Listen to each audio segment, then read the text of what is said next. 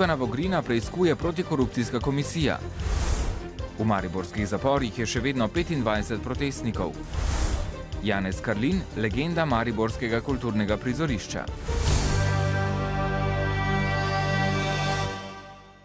Dober večer. Komisija za preprečevanje korupcije je zaradi suma kaznivega dejanja zlorabe uradnega položaja poslanca Ivana Vogrina predala zadevo policiji. Nepovezani poslanec je v pretekli polovici leta za izobraževanje in strokovno pomoč porabil skoraj 8 tisoč evrov javnega denarja. Še več, ta denar po ugotovitvah komisije ni bil porabljen za storitve, za katere je bila sklenjena pogodba, ampak je bila kmalu po nakazilu iz državnega zbora večina denarja dvignjena na bankomatih. Ivan Vogrin se je danes mudil na lenarškem sodišču, kjer je bila glavna obravnava, v kateri Vogrinu očitajo prav tako zlorabo javnega položaja v času županovanja v občini Lenart zaradi izdaje obsežne kronologije občine od leta 2002 do 2006. Za zapahi v Mariboru je še vedno 25 pripornikov, ki so jih policisti aretirali v izgredih ob mariborski vstaji. Prvi predobravnalni naroki na sodišču o priznanju oziroma nepriznanju krivde naj bi se začeli v četrtek in petek. 12 protestnikov je obtoženih sodelovanja v skupini, ki je preprečila uradno dejanje uradni osebi, 16 pa napada na uradno osebo, ki upravlja naloge javne varnosti. Nataša Tkalec ne spi že 15 dni. Na vse načine se bori, da bi sina Natana, ki je 25. septembra dopolnil 18 let, izpustili iz pripora. Prepričana o njegovi nedolžnosti išče priče in posnetke. Natan recimo nima dobenega videoposnetka, ne?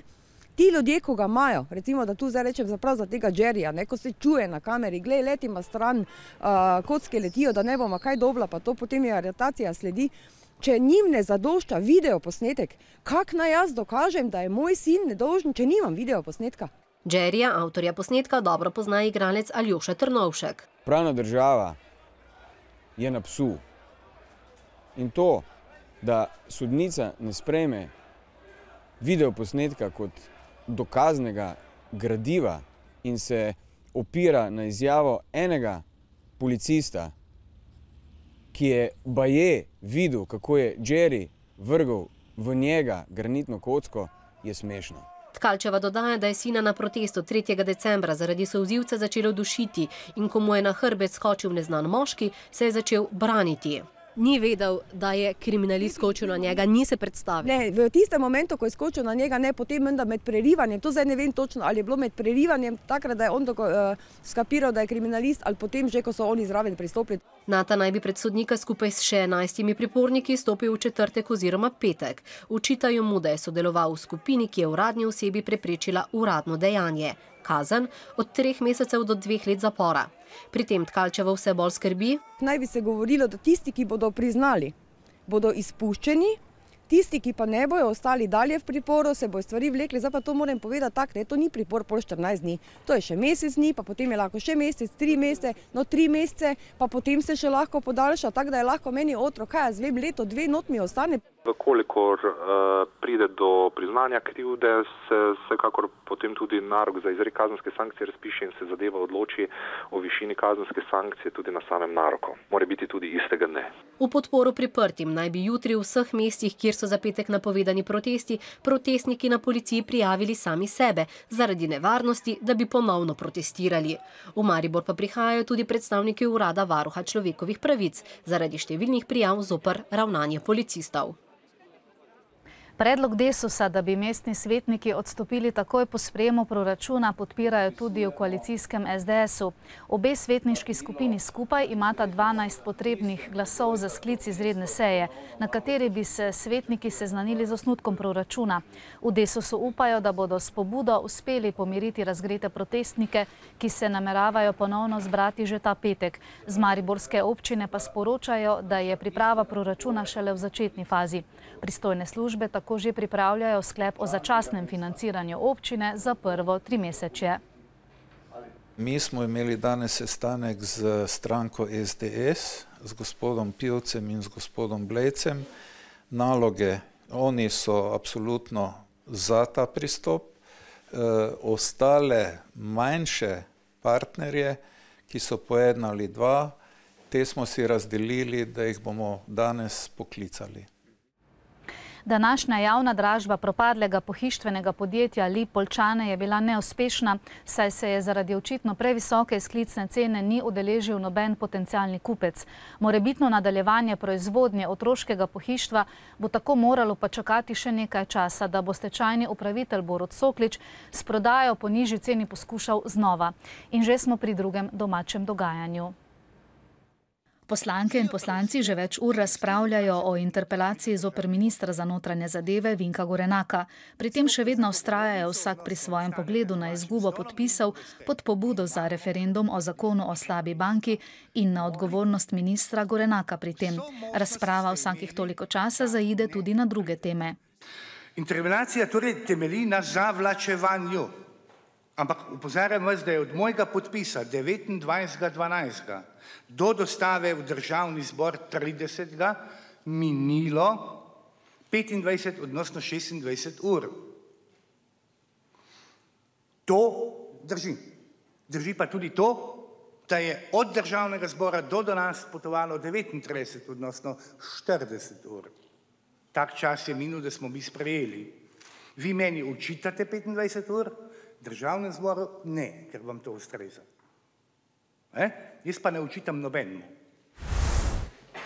Svet Zavoda za pokojninsko in invalidsko zavarovanje je sprejel finančna načrta zavoda za prihodnji 2 leti, po katerih bodo prihodki in odhodki izravnani v višini nekaj manj kot 5 milijard evrov, zadolževanje ni predvideno. Soglasje k načrtoma mora dati tudi vlada. Sicer pa se bodo pokojnine v letu 2013 uskladile februarja in sicer z rastjo plač.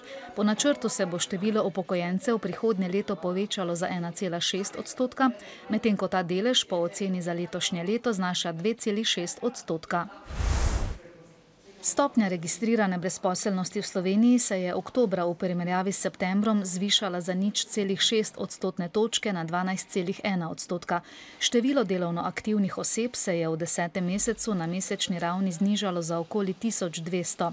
Brezposelnost se je najbolj povečala v Koroški in Zasavski regiji, a je še vedno nižja, kot je bila ob začetku leta. Januarja je bila namreč 12,5%. Potem, ko je skupina Gorenja v prvih 9 mesecih izkazala 6,4 milijona evrov izgube, bo konec leta po ocenah vendarle končala z dobičkom v višini 100 tisoč evrov. Dejanski rezultat bo sicer odvisen od prodaje v decembru, dezinvestiranja in razpleta nekaterih tveganj. Za leto 2013 je načrtovan dobiček v višini 4,2 milijona evrov. Probanka, ki so jo letos pretresale številne težave, od visokih slabitev do menjave vodstva, po dolgih letih se je namreč iz uprave poslovila Romana Pajenk, se bo brez strateškega partnerja težko spopadla s finančnim trgom. Kot kaže, ji do konca leta ne bo uspelo zbrati dodatnega kapitala, s katerim bi pokrila izgube zaradi številnih zgrešenih naložb in slabih posojil. Uprava je zato napovedala, da bodo Banko Slovenije prosili za podaljšanje roka za dvig kapitalske ustreznosti. Prvih 9 mesecev letos je Probanka zaključila z dobrimi 30 milijoni čiste izgube, ki je nastala predvsem na račun slabitev in rezervacij. Tudi Probanka je, tako kot skoraj ves slovenski bančni sistem, čezmerno kreditirala podjetja, ki se kopljajo v rdečih številkah. Banka pa se zdaj bolj ali manj uspešno ukvarja s temi nasedljimi naložbami. To ni izguba iz tekočega poslovanja, kot temu pravimo, ampak da je to predvsem rezultat slabitev. To je seveda, če bi lahko zelo preprosto zadevo, to je rezultat, ki se kaže v ogledalu slovenske ekonomske situacije. Da bi v Probanki izboljšali kapitalsko ustreznost, jih v prihodnjem letu čaka dokapitalizacija v višini 30 milijonov evrov. To bo seveda neka nova podstat, ki bo dala nek nov zagon. O ocenah gospodarskih gibanj v Sloveniji in napovedih za naprej pa je spregovoril tudi priznani strokovnjak Velimir Bole, ki je med drugim poudaril nujnost, da vlada pospeši kreditiranje podjetij. To pogrešajo tudi gospodarstveniki. Dejansko od bank nismo imeli nič, kajti one so se ukvarjale samo sabo in zato tudi ni bilo dosti vlaganj v nove investicije, kajti v kriznem času moraš razvijati in delati dejansko za boljše čase, kajti po krizi vedno pride boljše. Davi se je v Razvanju zgodila prometna nesreča, v kateri je umrl 21-letni voznik. Le nekaj metrov od svoje hiše je iz še neznanih razlogov zavil desno in se zaletel v drevo. Nobeno drugo vozilo ni bilo soudeleženo. Po pričevanju domačinov naj bi bil ponesrečeni epileptični bolnik. Mene je Sneha poklicala okrog 3:45, je rekla, ne grem in pogledati, da je videla, da je avto pripet na drevo. Jaz grem ven, stvarno vidim avto v drevo, pogledam na sedež, vidim, da leži mrtev noter, da leži človek noter. Grem hitro, pa pokličem 113. Po sedaj zbranih ugotovitvah je bil v vozilu sam, prav tako je izključena tuja krivda. O vzroku smrti oziroma rezultatu prometne nesreče pa bo odrejena obdukcija, ter bo potem tudi kaj več znanega. Prve jaslice so v Sloveniji postavili jezuiti že v 17. stoletju. Še med svetovnima vojnama so se ob njih za praznike zbirali domala v vsaki družini. V veselje otrok, sicer pa kot del tradicije, jih postavljajo tudi danes. Bolj ali manj umetelno narejene že 5. leto postavijo na ogled v centru Duo v Veržeju. Velike in majhne, jaslice vseh oblik in materialov. Najlepše so gotovo tiste, ki nastajajo v krogu družine, kar je končno tudi njihovo sporočilo. Smo hoteli še posebej poudariti, da tudi v današnjem času, v tem času, ko hitimo vsak na svoj način, je še vedno družina tista, ki povezuje. Prav iz tega razloga je nastalo tudi 20 jaslic Ane Korenč, ki na tokratni razstavi nosijo vodilno vlogo. Izdelane umetelno. Po drugi strani pa so to tudi jaslice, ki dejansko so slovenskega značaja, so obleke teh figur v jaslicah, predvsem v obliki slovenskih narodnih noš. Sicer pa jaslice največ veselja nudijo otrokom. Vsako leto si jih ogledajo, svoje pa tudi razstavijo tisti iz bližnjega vrtca. Jaz mislim, da njim pomeni to dosti. Radi delajo, ker damo jim najprej rečemo, razmislite, kako bi naredili, kaj vse mora biti, kakšne bodo. In na razstavi jih potem primerjajo z ostalimi, a dvomiti pač ne gre. Naša so najlepša. In otroci prav dobro vedo, kaj morajo jaslice vsebovati. Ovčka, pa štira, pa Jezusa, pa Marijo, pa osla, pa ovega bika. Kdo vse dela doma?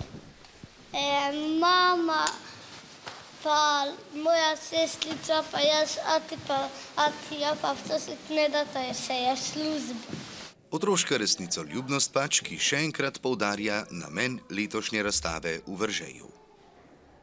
Pred slabim mesecem je Mariborčan Janez Karlin, zagnan kulturni delavec in ljubitelj kulture, ki je ljubiteljsko kulturo postavil ob bok profesionalni, dopolnil 90 let. Dejaven je bil predvsem na področju amaterskega gledališča, sodeloval je tudi z zamejskimi Slovenci.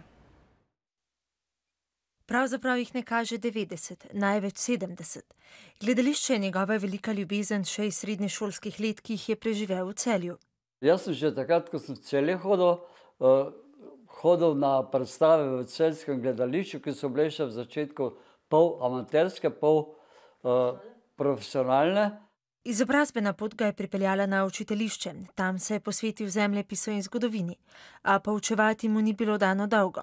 V dijaškem domu industrijske tekstilne šole, katerega upravnik je postal, je mladih začel prebujati čut za kulturo in tu se je začelo njegovo kulturniško poslanstvo. In sem tam že začel z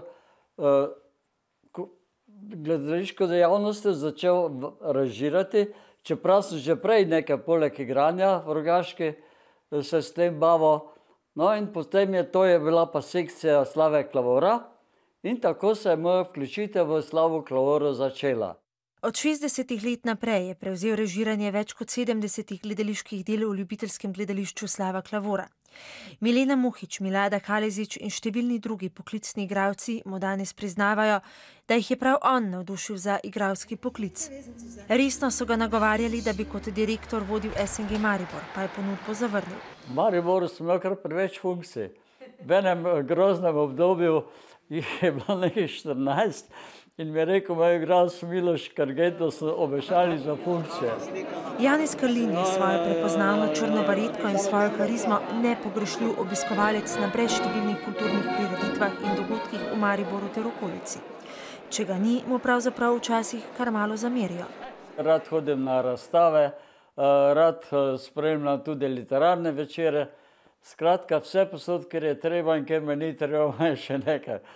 Na mesec prebere 3 knjige. Pove, da še vedno rad rajža naokrog in šaljivo doda še, da ima kljub zavidljivim letom na pretek ženitnih ponudb.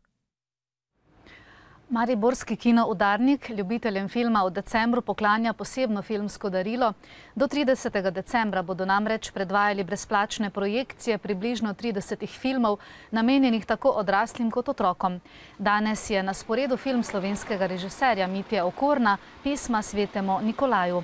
Vsak dan si bo sicer mogoče ogledati 1 do 5 filmov, ki se bodo s projekcijami za otroke začeli že ob 14. in nadaljevali do 22. ko bo na sporedu zadnji film.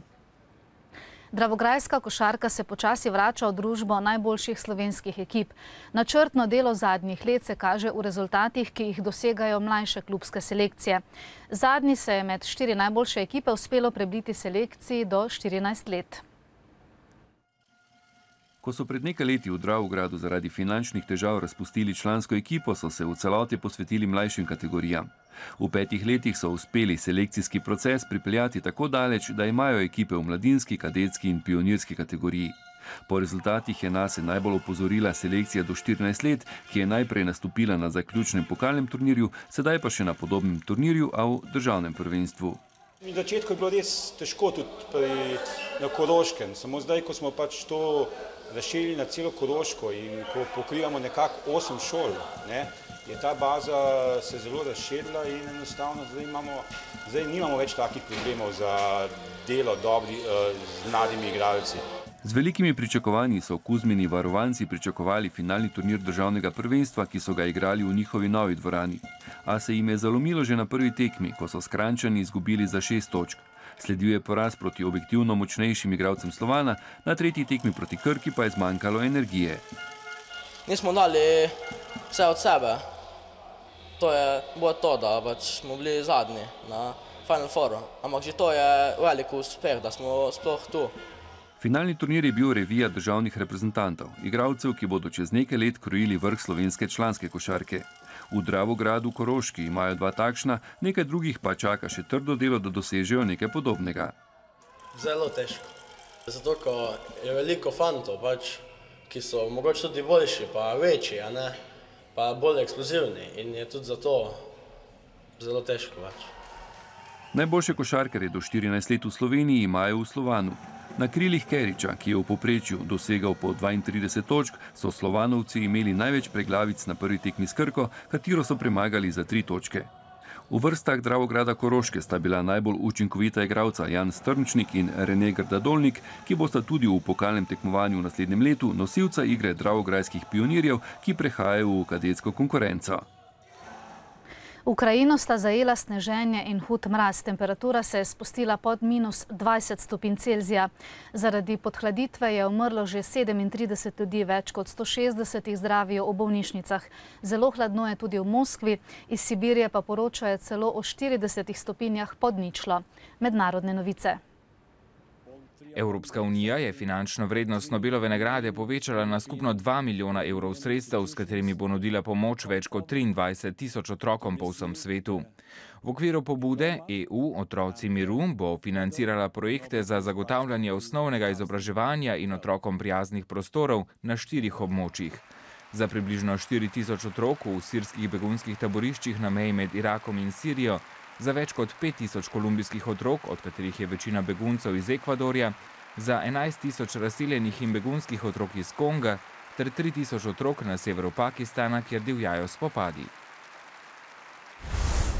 Več kot polovica internetnih uporabnikov v Evropski uniji objavlja sporočila na spletnih družbenih omrežjih. Najvišji 75% delež tovrstnih internetnih uporabnikov so zabeležili na Portugalskem, medtem ko je v Sloveniji ta delež 66%.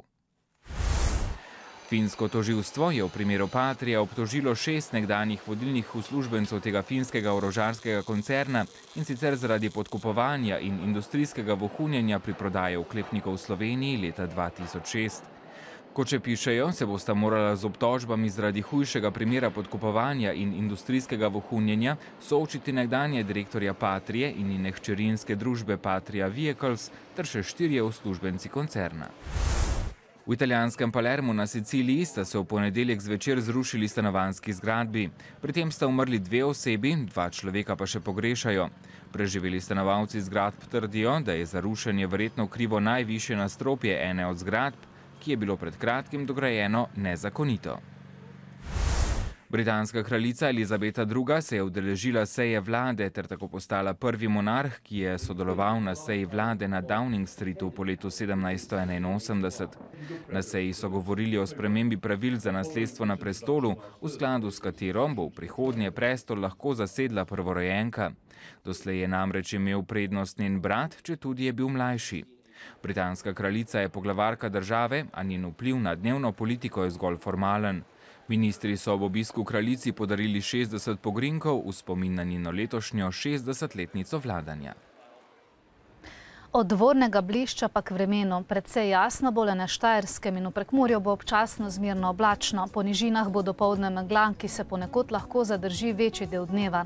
Temperature bodo sprva od -2 do 4 stopinje Celzija, čez dan od 1 do 6. V četrtek bo precej jasno, po nižinah se bo zadrževala megla. V petek bo pretežno oblačno, občasno bodo padavine, po nižinah deloma dež, deloma sneg.